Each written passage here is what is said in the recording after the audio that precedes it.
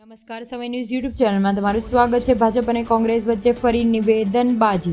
કોંગ્રેસ ન્યાય યાત્રા પૂર્વે નાયબ મુખ્યમંત્રી નીતિન પટેલનું મહત્વનું નિવેદન. કોંગ્રેસ પોતાના અસ્તિત્વ ટકાવી રાખવા માટે યાત્રા કાઢે છે અને કોંગ્રેસ નેતા લાલજી દેસાઈનો વળતો પ્રહાર છે અને નીતિનભાઈ ટીવી મીડિયામાં આ સ્ટેટમેન્ટ આપી રહ્યા છે. તેણે સોમનાથમાં કહ્યું કે કોંગ્રેસ પોતાનું અસ્તિત્વ ટકાવી રાખવા માટે યાત્રા કાઢે છે, ત્યારે સામે પક્ષે કોંગ્રેસ નેતા લાલજી દેસાઈને પણ વળતા પ્રહાર કર્યું કે નીતિનભાઈ ટીવી મીડિયામાં રહેવા સ્ટેટમેન્ટ આપી રહ્યા છે. આમ ગુજરાતમાં સર્જાયેલા અનેક દુર્ઘટનાઓ પીડિતોના ન્યાય માટે કોંગ્રેસ દ્વારા ન્યાય યાત્રા યોજવામાં આવી હતી. અને ન્યાય યાત્રામાં 9 ઓગસ્ટના રોજ મોરબીથી શરૂ થઈ હતી.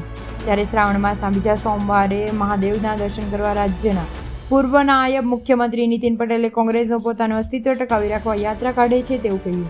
આજે સોમવારે નીતિન પટેલ સોમનાથના મહાદેવની પૂજા અર્ચના કરવા ધ્વજારોહણ કર્યું હતું અને સોમનાથ મહાદેવ પાસે દેશ અને ગુજરાતની શાંતિ અને સમૃદ્ધિ માટે પ્રાર્થના કરી હતી. તમને જો મારો આ વિડીયો પસંદ આવ્યો હોય તો સબસ્ક્રાઈબ કરો.